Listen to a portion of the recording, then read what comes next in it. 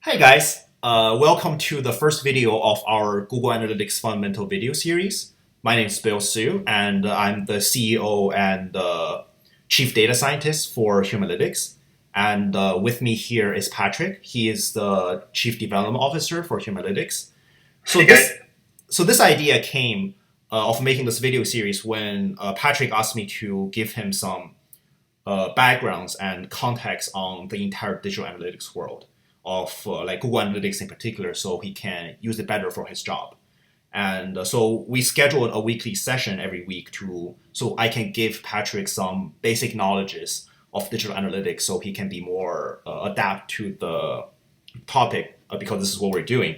I figure why not, since we're having the stream, and convert those conversation into a video so everyone can see and everyone can learn a little bit more about digital analytics. And here we go, this Google Analytics fundamental video series. So for this video, we're primarily going to do introduction. We're going to talk about why digital analytics is important, what is customer journey in digital world, why do we need to capture customer journey, and going into more specifically Google Analytics, what is Google Analytics and what kind of questions Google Analytics can answer for you in terms of like business questions and how can you really quickly get insight from Google Analytics. And then we're going to leave with a bunch of questions that we're going to answer in future video series. So the way we're going to format this video or the entire series is that we're going to use Google Analytics. We're going to use this Google Doc as a dashboard or as a whiteboard where I'm going to type in knowledges because we don't have any fancy drawing softwares. And Patrick's going to take the lead and ask me a lot of questions about digital marketing and digital analytics just in general. And we're going to have basically a conversation, like a 3 or 4 minute conversation on each question, very quick. So he Perfect. can Yeah. be So understand. Yeah. Mhm. actually, the first question I had, and I always like to start with why.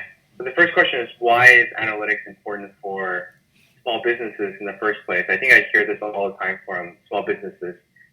They say that they know data is important, it's nice to have, but they don't really understand why it's a must-have. So could you kind of get into that?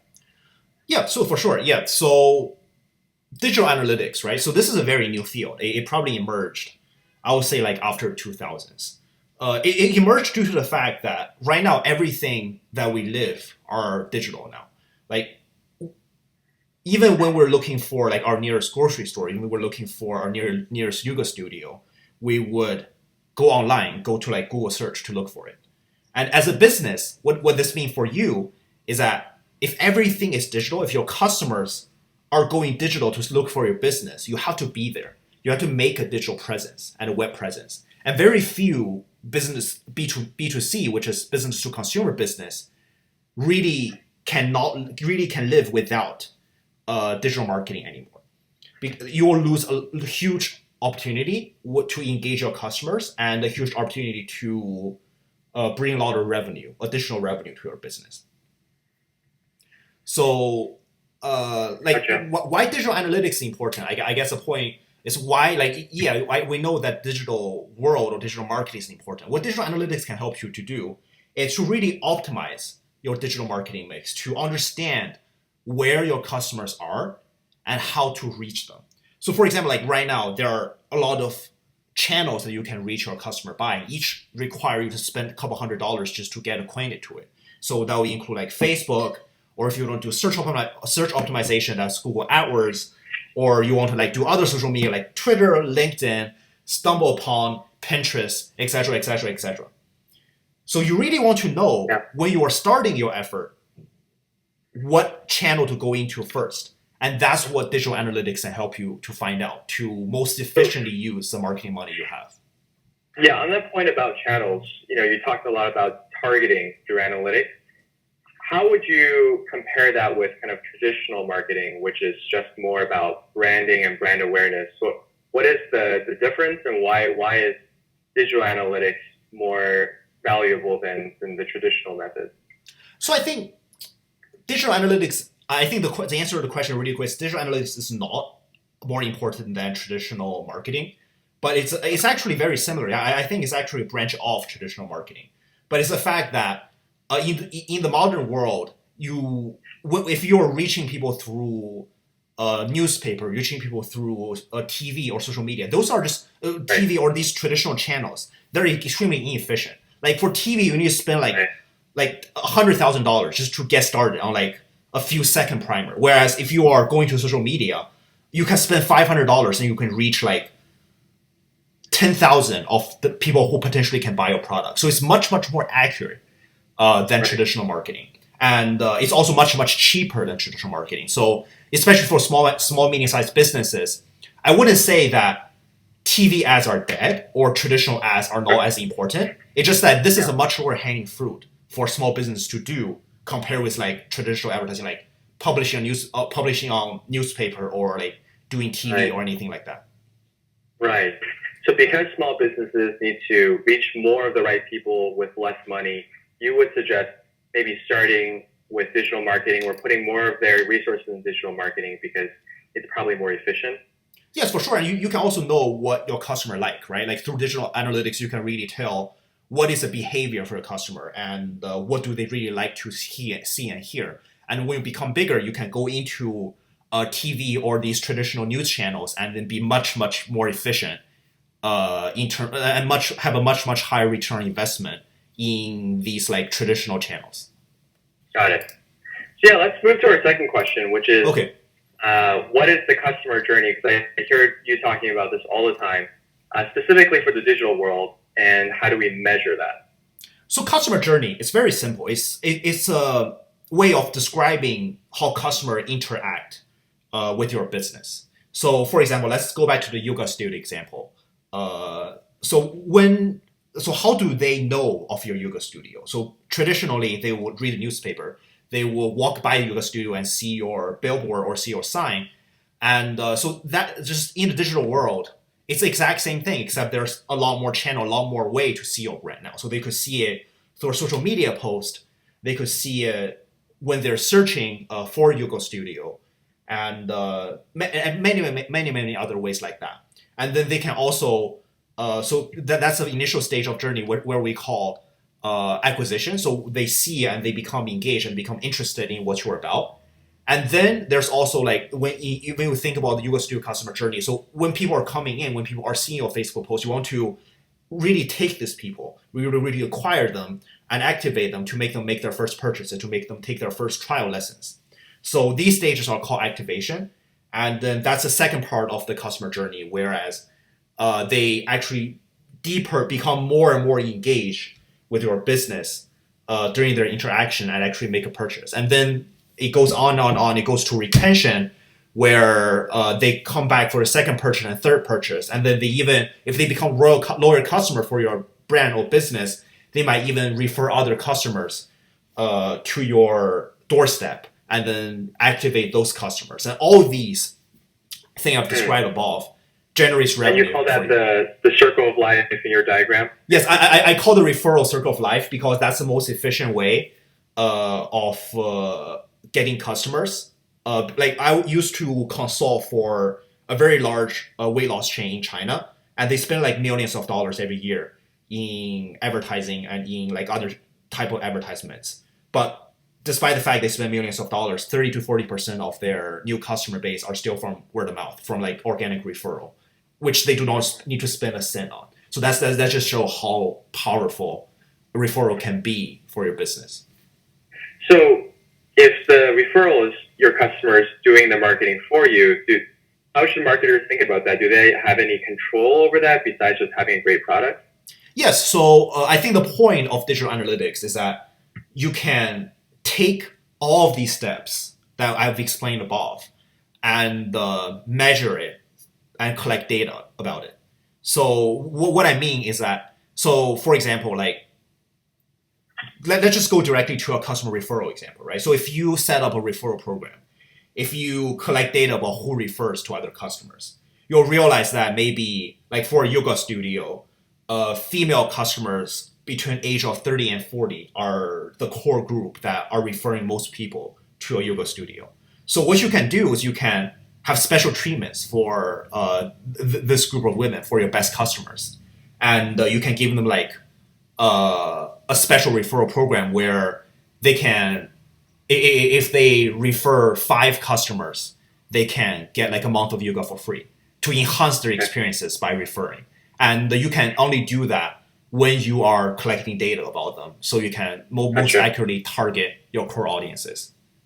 I'm guessing you don't mean saying, women from the ages of 30 to 40 get the special deal. You mean find those people and then target them with your special advertisements. Is that right? Yeah, exactly, precisely. Yeah. Okay, got it. So you want more of these people to come in from your from the earlier channel because they are more likely to be a loyal customer in the later channels.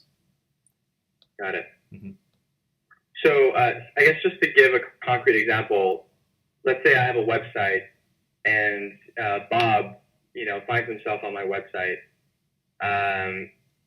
Acquisition, would that be him seeing what page on my website? Yes, acquisition would be them interacting with your website. So acquisition actually can be broken down to two parts, awareness and engagement.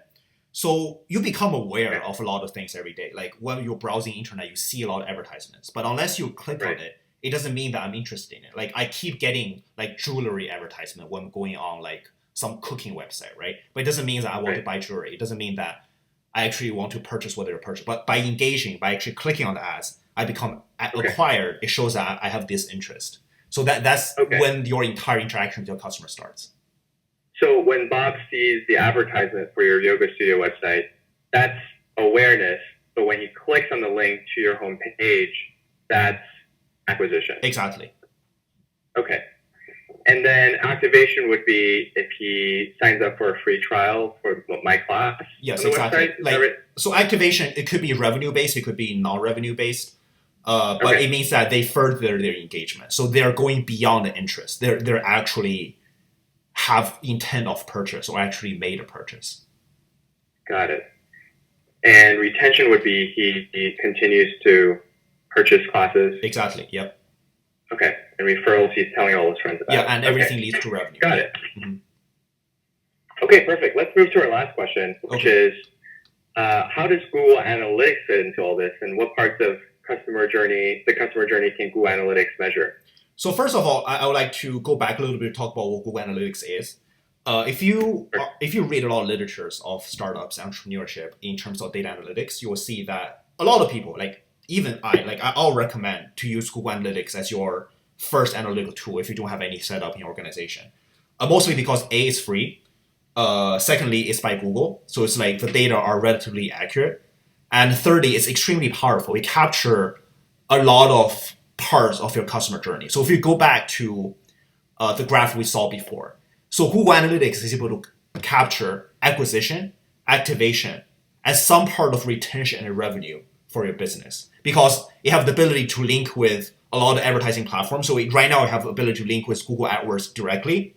And then you can also use Facebook Analytics platform, Twitter Analytics platform as a reference to how your website's how your digital presence is doing. And they can also link in later stages to your revenue source, which is your e-commerce store or any of the purchasing platforms to figure out whether people are actually generating revenue by looking at through your website.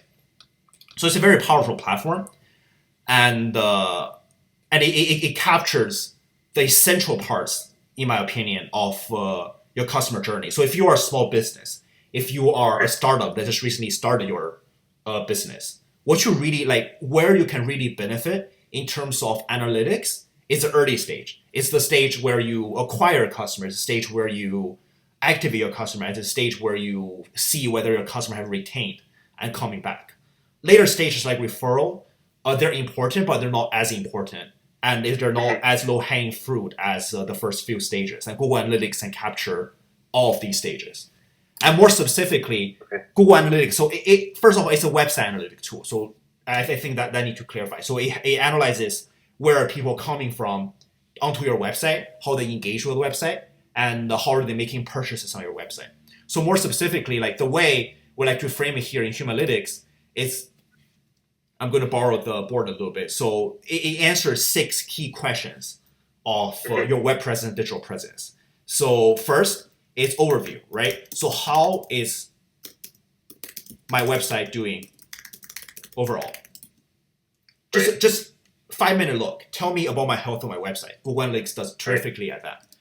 And the second one is users. So who are my users? And who are my users? So like, are they women? Are they men? What are their interests? And where are they from? What is their geographic region when they're visiting a website? And then the third one is channels. So where are my users coming from? So this is very powerful, right? If you link back to acquisition, you want to understand which platform you want to spend your advertising money on, whether it's Facebook, whether it's social media, other social media, whether that's search ads or et cetera, et cetera, et cetera. This analysis, channel analysis, can tell you where is the most popular channels where your users are coming from onto your website. So you can optimize that specific channel of your core channel by this analysis. And then it can also help you optimize your website. So it goes into later stages now. We're at the activation stage. So we're thinking about activation in a digital marketing or digital analytics perspective. The most important medium of activation is your website. If your website is trustworthy, there's a much, much higher chance customers are going to convert on your website compared with like a less trustworthy website. So it helps you to do two website analytics features. So one is page analysis. Is how is my website doing page by page? Which is my best page? Which is my worst page? So by identifying this, you can quickly realize which page you need to optimize and which page you need to design more interactions on. And then the second analysis related to website optimization is a user flow analysis. So if you think page analysis as a static description of how your website is doing page by page, user flow analysis is slightly more advanced. It talks about how are users interacting with information flow.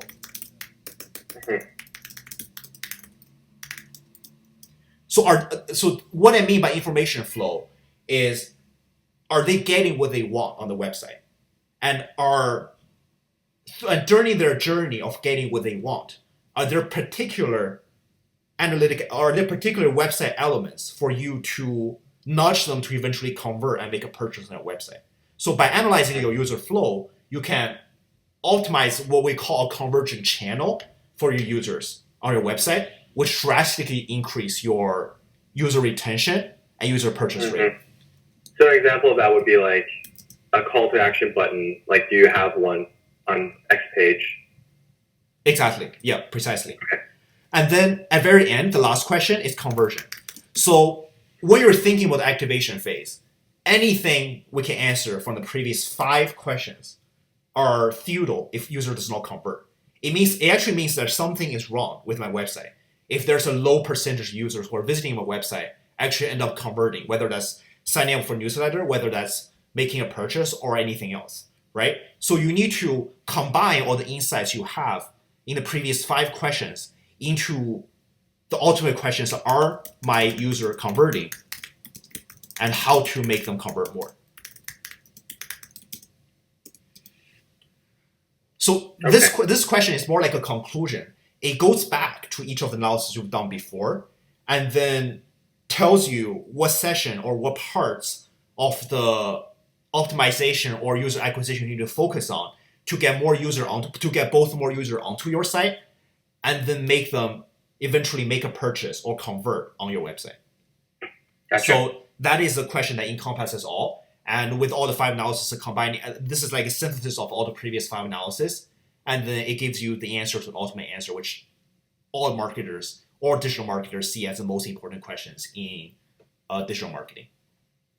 So in conclusion, if you can answer these 6 questions with Google Analytics, you're capturing all the different parts of the user journey. Is that right? The acquisition, the activation, the awareness, the retention, the referral, all of that? So not referral. So if you're thinking about this, so user and channel captures acquisition phase.